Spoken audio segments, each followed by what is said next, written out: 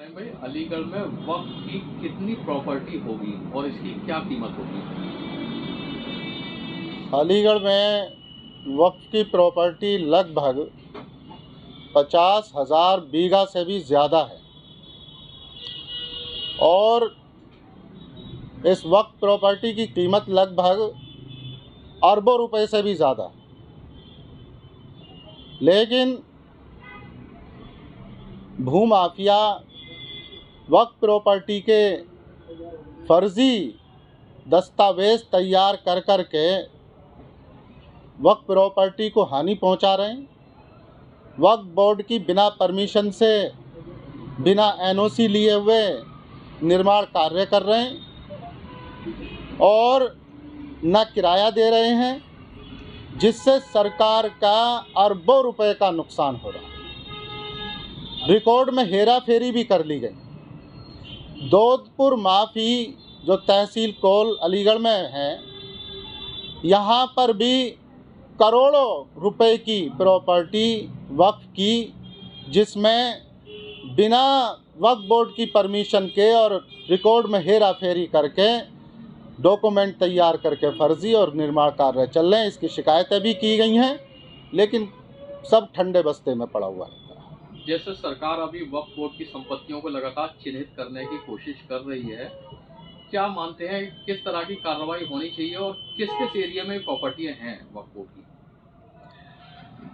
सरकार के बहुत शुक्रगुजार हैं। सरकार ने पहले भी शासनादेश जारी करके ज़िला प्रशासन को आदेश भेजे,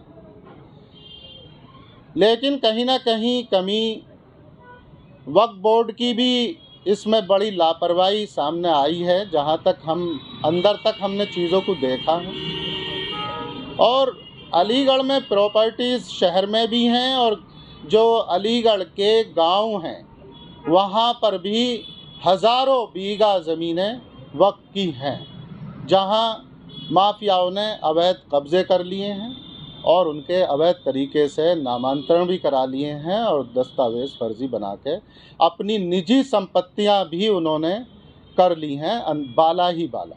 अलीगढ़ में ऐसी कौन सी बेशकीमती प्रॉपर्टी होंगी वक्फ बोर्ड की जिनकी शिकायत वक्फ बोर्ड में पहुंची होगी?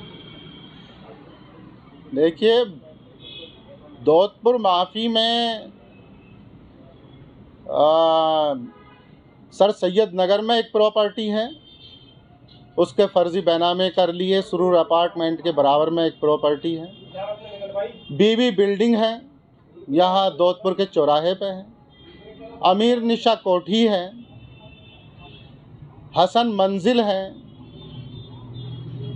और इसके अलग बहुत सारे फ्लैट तैयार किए जा रहे हैं जो बिल्डरों ने और माफियाओं ने आपस में साज करके फर्जी दस्तावेज़ तैयार कर के बिना वक्फ बोर्ड की परमिशन से, और वो यानी कि उन्होंने तो वो डॉक्यूमेंट अपने निजी मालिकाना हैसियत के तैयार कर रखे हैं और इनकी शिकायतें भी की जाती हैं, लेकिन सब मामला ठंडे बस्ते में चला जाता, कोई कार्रवाई होती नहीं। क्या मानते हैं कि अलीगढ़ के बिल्डर या माफिया इतने ताकतवर हैं कि कार्रवाई नहीं होने देते?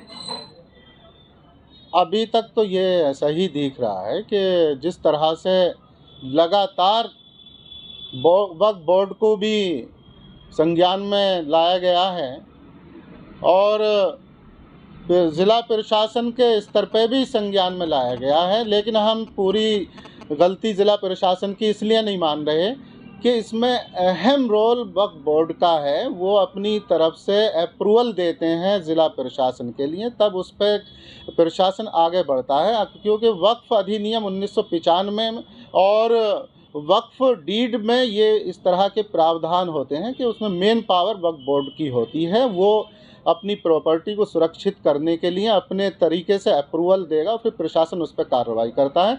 तो यहाँ सबसे बड़ी लापरवाही वक्फ बोर्ड की सामने आ रही है। ज़िला प्रशासन भी बहुत हद तक सही चल रहा है। वक्फ बोर्ड की जो भी संपत्ति है वो सरकार के पास जाती है, बोर्ड के पास जाती है, तो उनका इस्तेमाल किधर हो सकता है? देखिए, इसके दो तरह के बहुत बड़े फ़ायदे हैं।